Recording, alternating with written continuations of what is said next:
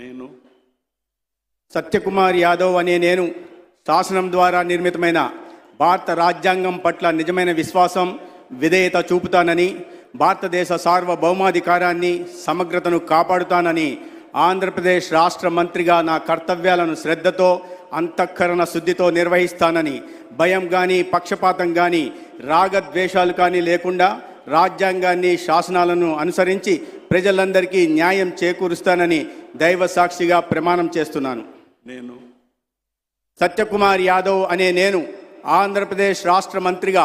నా పరిశీలనకు వచ్చిన లేదా నాకు తెలియవచ్చిన ఏ విషయాన్ని నా కర్తవ్యాలను సక్రమంగా నిర్వహించేందుకు అవసరమైన మేరకు తప్ప ప్రత్యక్షంగా కానీ పరోక్షంగా కానీ ఏ వ్యక్తికి లేదా వ్యక్తులకు తెలియపరచనని లేదా వెల్లడించనని దైవ సాక్షిగా ప్రమాణం చేస్తున్నాను.